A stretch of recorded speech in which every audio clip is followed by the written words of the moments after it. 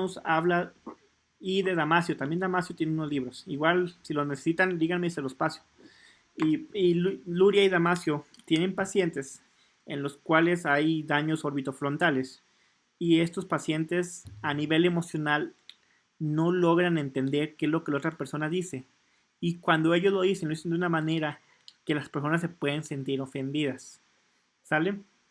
Es por eso que en ocasiones estas personas terminan en la calle, caen en la cárcel, porque su conducta no es la más apropiada. Pero no es que ellos no lo quieran entender, sino que su cerebro no se los está permitiendo. Y es nuestro trabajo al momento de hacer rehabilitación, crear una interacción social, crear una interacción en la cual ellos puedan sentirse plenos dentro de una sociedad. En el principio 4 nos dice que la rehabilitación neuropsicológica ayuda al paciente a observar su conducta y de esta forma le enseña acerca de los efectos directos e indirectos del daño cerebral. Esto le puede ayudar a evitar elecciones destructivas y mejorar el manejo de relaciones catastróficas. El proceso revelatorio implica también desarrollar una psicoeducación. El paciente logra conocer y comprender los alcances y limitaciones de sus propios déficits, lo cual favorece la evaluación de las diferentes situaciones que se presentan, por lo que toman mejores decisiones y así evitan reacciones negativas sobre los efectos de su proceder. Siempre que tengamos un paciente, cuando tengamos nuestro diagnóstico, lo primero que tenemos que hacer es explicarle al paciente cuáles son los qué efectos tiene su conducta o su trastorno. ¿Sale? Tenemos que explicarle todo a nivel anatómico, nivel fisiopatológico, tenemos que explicarle a nivel conductual cómo esto se ve y cómo esto pudiera afectar a un futuro, cómo esto pudiera detenerse. Tenemos que explicarle todo esto, cómo se va a ir dando a él y a la familia y cómo ciertas conductas van a ser algo naturales dado a su déficit, pero que estas conductas pueden ser erradicadas si se sigue un proceso de rehabilitación adecuado y que este proceso de rehabilitación sea el indicado para lograr o comprender las limitaciones de este paciente. ¿Sale?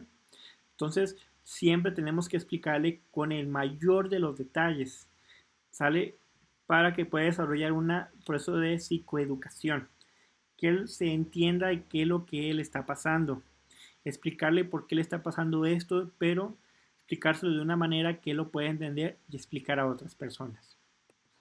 Principio 5 son las fallas en el estudio de la interacción entre la cognición y la personalidad que llevan a una comprensión inadecuada de muchos aspectos en neurociencias cognitivas y en rehabilitación neuropsicológica. Usualmente partimos de dos supuestos. El supuesto de que la cognición es independiente y que la personalidad es en otra esfera. Lo que nosotros tenemos que hacer es buscar la manera que estas dos esferas puedan interactuar de manera conjunta, que tanto sus características de personalidad, emociones, su forma de ser, de pensar, puedan interactuar con su manera de pensar, de atención, de lenguaje, de percepción, de apraxia, de las diferentes habilidades de funciones ejecutivas. Principio 6. Se sabe muy poco acerca de cómo reentrenar el cerebro de un paciente con disfuncionalidad cognitiva, porque la naturaleza de las funciones cerebrales superiores aún no se comprende por completo. Es imposible tener un tratamiento para cada uno de los pacientes que sea 100% funcional. Como se mencionó anteriormente, ningún tratamiento es exclusivo a un paciente, dado que cada paciente es diferente. Por lo tanto, va a ser muy difícil encontrar un tratamiento que sea específico para ese dominio y que solamente afecte ese dominio y no modifique los demás. Tenemos que entender eso, que todo lo que hagamos va a activar todas las áreas cerebrales y no solamente a una. El principio 7 marca que la rehabilitación neuropsicológica, porque ayuda a los pacientes y familiares a manejar sus pérdidas personales. A pesar que la intervención psicoterapéutica no está dirigida a la recuperación de las funciones cognitivas, sí permite al paciente y a su familia desarrollar estrategias de afrontamiento ante la pérdida y las nuevas condiciones.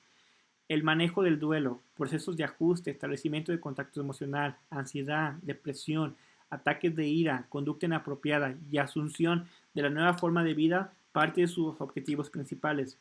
Cuando trabajamos rehabilitación, es muy común que dejemos de lado a la familia. La familia va a ser nuestra principal arma de ataque.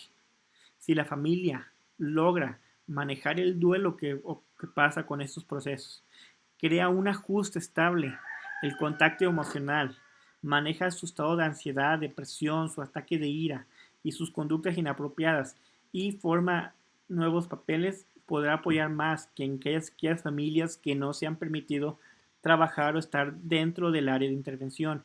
Entonces, tenemos que buscar la manera que la familia nos apoye en todo el proceso de rehabilitación o intervención que se realice con los pacientes. Tenemos que pensar cómo lo va a hacer, para qué lo va a hacer, cuándo lo va a hacer. Principio 8. El hecho de trabajar con pacientes con un cerebro disfuncional produce reacciones afectivas en el paciente, la familia y el personal de salud. El manejo apropiado de estas reacciones facilita el proceso rehabilitatorio y de adaptación. El proceso rehabilitatorio es también terapéutico, por lo que moviliza afectos en diferentes direcciones entre las diversas personas que participan en él. La relación empática con el paciente favorece y facilita la obtención de objetivos planteados. Es muy común que cuando trabajemos con algún paciente nos encariñemos, ¿sale? Pero encariñarnos no es lo mismo que cumplirle todos sus antojos. Entonces, lo que nosotros podemos hacer es darle esos elogios positivos, pero tampoco cumplirle sus caprichos en caso de que existieran. Va a haber momentos en que él o ella no va a poder hacer las tareas y va a tratar de sobornarnos con lo que él o ella conoce que nos agrada. Entonces, nuestro trabajo es que si eso llegara a pasar, pedirle, apoyarle, recomendarle que ella pueda hacer las actividades planteadas sin necesidad de tener apoyo extra de nosotros.